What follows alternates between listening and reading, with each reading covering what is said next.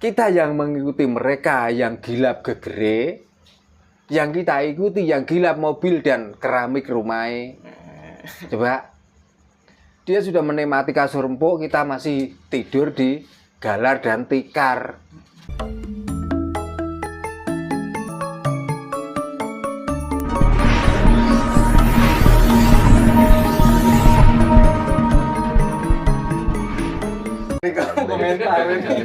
Ya memang iya, saya jujur wae kok. Makanya kalau saya musyrik, biar saya musyrik. Kalau saya kafir, biar saya sendiri yang kafir. Kamu jangan ikut-ikutan musyrik saya, jangan ikut-ikutan kafir ke saya seperti saya. Kan wis terang-terangan lu sinak toh. Yes, bos. Oh, nah ini kan Pak banyak pengetahuan itu bisa dikatakan ilmu batin gitu kan tadi Pak sendiri bahwa apa ya hal seperti itu keilmuan batin. Iya. Selama ini kita dijajah itu katakanlah dengan benda-benda nyata gitu seperti senjata dan lain-lain. Ternyata kita itu bisa menang di luar logika gitu dengan bambu runcing. Iya. Dan itu suatu keyakinan saya bahwa ya kebatinannya itu dijaga dengan baik gitu. Nah, apakah itu salah satu sampai sekarang bahwa orang Nusantara itu mempercayai dan yakin bahwa suatu saat Nusantara ini bangkit? Apa karena salah satu kuncinya itu ya batin itu sendiri yang tidak bisa dijajah oleh orang lain gitu? Ya, memang orang yang masih teguh dengan kebatinannya tidak bisa dijajah dengan apapun. Lah, tapi orang-orang yang sengaja menjajah ke sini itu sudah tahu keringkian batin orang-orang itu. Nah, karena rata-rata orang bertuhan itu juga bertuhan duit, maka orang supaya tela batinnya diserang dengan duit. Gitu loh.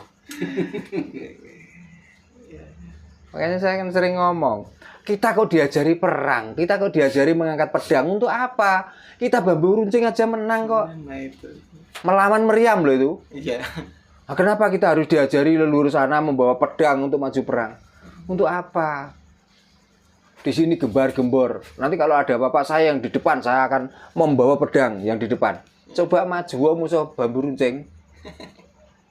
Nek hanya pedang, meriam kalah karo bambu runcing kok.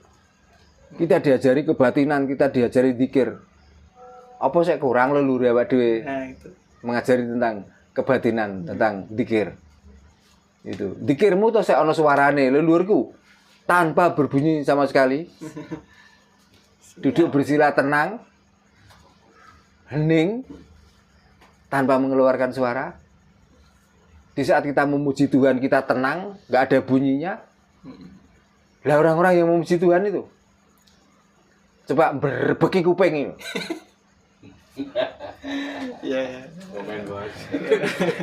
Nah, bahkan ada satu saya tuh sempat baca gitu kan Pak, bahwasanya orang-orang penjajah itu kan dengan konsep 3G gitu, maksudnya 3G gitu, gospel, glory dan sebagainya, gold gitu. Iya. Nah, gold dan glory itu kan suatu hal yang katakanlah ya merampas kekayaan Nusantara gitu. Dan yang satu lain paling penting gospel itu ya ideologi, keyakinan, kepercayaan. Nah kan beberapa pertemuan itu selalu Mbah bilang bahwa bangsa kita tuh sudah berideologi, sudah beradab. Iya. Dan menurut saya gitu mustahil bangsa yang sudah berideologi dan sudah beradab diadabkan lagi. Diadabkan gitu kan. lagi. Tanpa membawa nilai-nilai kekayaan lokalnya sendiri. Kan kita selalu diharamkan katakan. Iya. Nah, di situ mungkin satu pemahaman yang selalu disembunyikan katakanlah seperti itu Pak. Nah, maksudnya kan gini orang makanya saya penjajah itu tahu kelemahannya orang sini. Gitu. Sebenarnya kita sudah bertuhan. Tapi kalau diiming-iming dengan nama Tuhan lain, akhirnya orang sini tuh pengen tahu. Kok ini ada Tuhan lain toh? Coba saya tak ikut nyembah itu. Lah padahal di balik itu semua juga yang diharapkan kekayaan lokal ini loh. Nanti pada akhirnya. Makanya kita itu diajari nggak sempat untuk mengelola alam ini. Ya disibukkan dengan kesibukan untuk bertuhan. Ya bertuhan itulah. Wis ngono wae gampangane. Nah kita sadar nggak sampai sekarang ini?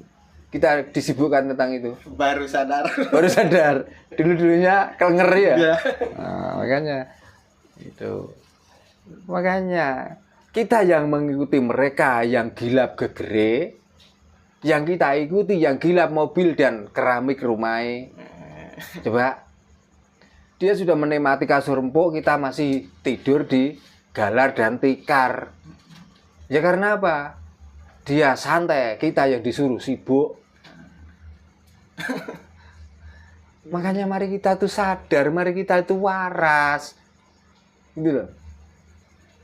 Kita hidup di negeri-negeri kita sendiri. Negeri yang kaya raya. Tapi rasanya hidup ini kok selalu miskin. Kenapa toh? Ya karena kamu terlalu sibuk mengikuti kesibukan orang lain. Nambah kesibukanmu itu sendiri.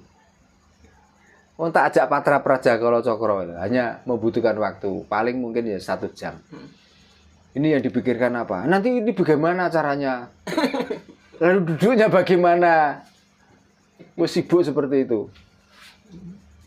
Tapi kalau sesuatu yang tanggal sekian mau diadakan rencana, sekarang sudah mulai, sudah mempersiapkan. Iya. Kalau ini nggak ada dananya, mari kita kumpulkan dana untuk menyongsong itu. Tapi kenyataannya habis acara apa yang terjadi? Ya habis, ya sudah. Karena ini lupa besok mengadakan lagi.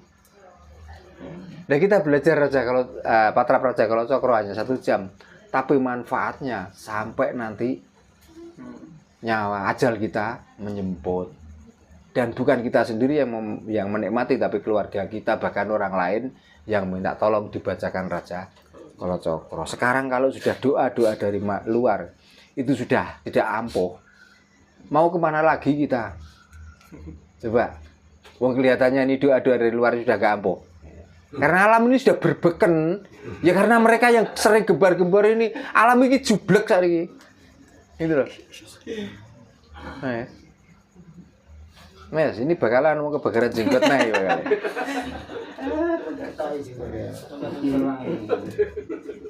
Jadi kita tuh harus sadar. Bukannya alam ini sudah nggak mendengar lagi kita berdoa. Tapi sebenarnya alam ini berbeken. Tahu berbeken? Bahasa Indonesianya itu apa? Berisik kok. Ya. Ya bising dengan kamu yang selalu berisik tiap hari itu loh. Makanya dikala kamu berdoa, alam ini diam. Meneng. Kalau kamu mau diam ya nanti tak kabulkan. Tapi kamu kalau masih berisik, ora biti kabul babar pisan.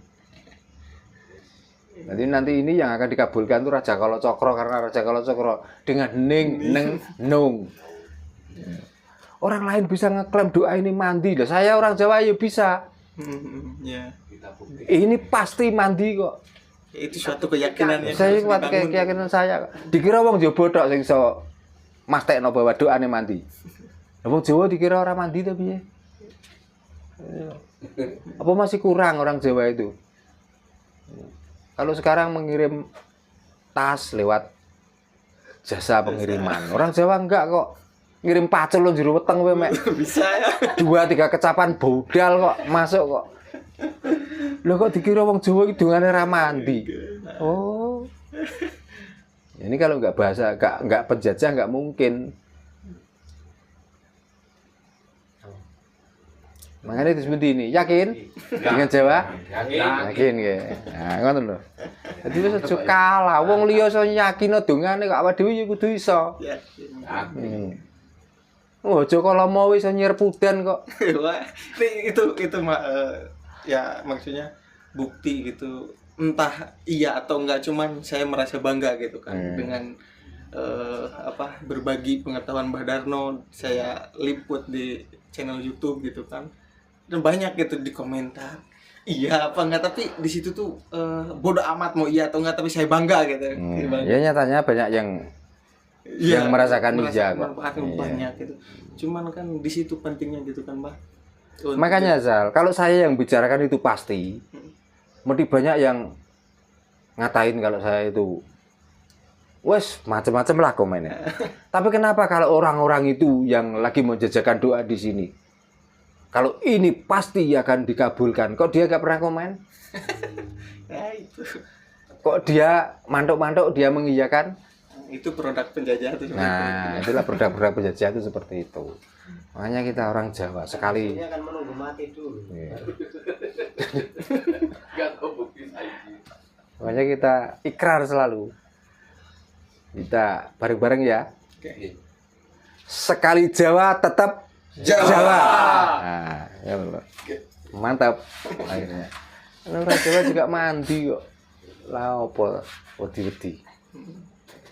Gak percaya. Nanti kalau Patrap Raja Kalacakra itu sudah masuk pada masing-masing peserta yang ikut melakukan patrap. Ya, nanti kalau kita nemen-nemen dina, ya kita hamalkan Raja Kalacakra. Kita sudah punya senjata, kita punya panah kok. Gak perlu ngangkat pedang, gak perlu ngangkat meriam. Gak usah bambu runcing, kerikil wae. Gitu.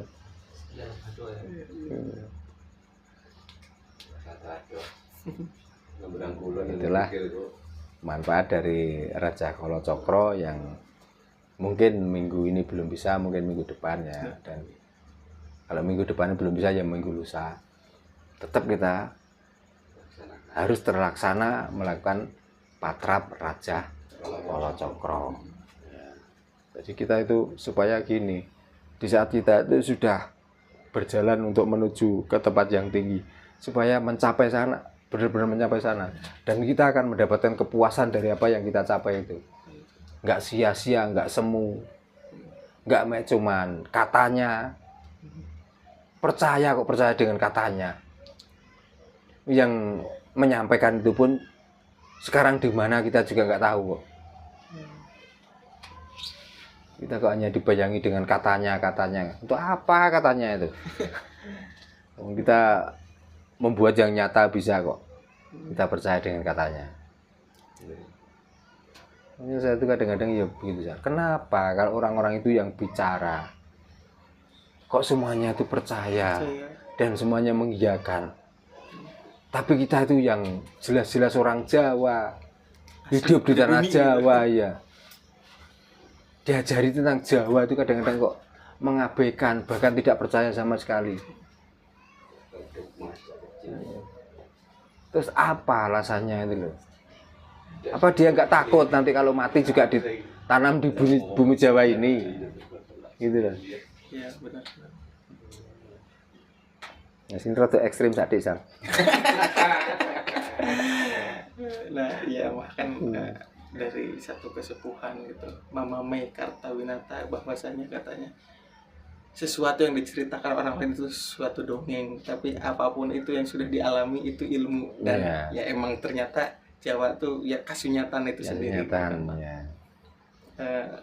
Dan dari situ mungkin bisa dikatakan ini sedikit ya, mungkin nanti saya pertimbangkan bakal di-cut gitu kan. Yeah. Soalnya akhir-akhir ini tuh kan ada suatu tokoh gitu. Yeah. Kadang saya nggak habis pikir ketika kita asli Nusantara menyebut Tuhan itu dengan lirih, dengan hening. Tapi salah satu ya saudara kita di sini itu bahwa mengangkat pedang itu dengan menyebut Tuhan Allah Akbar. Kadang lah kok gitu. Kok dipakai dengan hal kekerasan. Nah itu gimana itu malam? Ya karena dia menduga bahwa Tuhan itu keras, bahwa menduga Tuhan itu jahat. Maka dengan kejahatan pun juga dia menyebut nama Tuhannya. Lah orang Jawa itu Tuhannya itu welas asih. Makanya setiap menghadapi sesuatu ya dengan cara yang welas asih, dengan cara yang santun. Ya sesuai dengan Tuhan yang diyakini itu. Itu. Karena Tuhannya orang Jawa itu Tuhan yang Maha Pengasih dan Penyayang, yang penuh, bukan setengah-setengah. Maka di saat kita tuh menghadapi hal yang sulit sekalipun, dikala itu masih bisa dimusyawarahkan, kita mengedepankan musyawarah. Nah karena Tuhan mereka itu Tuhan yang suka membakar, Tuhan yang suka memukul, maka dia pun cara untuk menyampaikan kebenaran itu dengan cara membakar dan memukul itu. Jadi perbuatan itu sesuai dengan Tuhan yang diyakini. Itu loh intinya. Karena Tuhan kita itu welas asih ya, makanya sesuatu ya kita kerjakan dengan welas asih, dengan berdialog, itu yang lebih penting. Enggak harus kita mengedepankan nafsu dulu, mengedepankan amarah dulu, setelah nanti pukul-pukulan baru dialog. Wes kadung ngajur lagi dialog. Kalau kita kan dialog dulu. Di saat kita dialog sudah mentok nggak bisa, ya apa yang harus kita kerjakan? Kalau perlu ajur ya mesisan. Makanya wong Jawa pedomannya di saat sudah kepepet dan sudah tidak bisa dipecahkan lagi, maka ndi dodo nyoh dodo. Itulah orang Jawa. Apa tuh? Artinya keberanianmu mana? Ini loh keberanianku. Oh, nggih. Itu orang Jawa. Makanya yang ditanyakan kalau sudah kepetok mesti ndi dodo nyoh dodo. Itu. Karena mati itu adalah akhir dari kesuksesan hidup. Maka orang Jawa kalau sudah kepentok tidak pernah eman dengan pati. Iya. Tapi kalau tidak kementok, maka pati itu dieman-eman supaya awet hidup. Menikmati Untuk menikmati itu. Gitu. Monggo Mas Jin. Cukup. Apa ya menang utang gitu. Iya, ngantuk atau gimana? Biasa semua malah tantra sih. Menikmati rasa kalau coba ini. Ayo. Ya udah. Udah. Oke, untuk keterangannya di sini cukup sekian ya. Nanti tentang belajar Patra Cokro nanti diulang karena juga sebenarnya kurang etis kalau disampaikan di YouTube ya. Supaya apa? Supaya membuat penasaran orang yang Iya. Kita cukupkan sampai sekian. Salam Rahayu, Rahayu, Rahayu Sagung Tumati, Rahayu Sagung Tumitah, Rahayu Kang Pinanggih. Rahayu.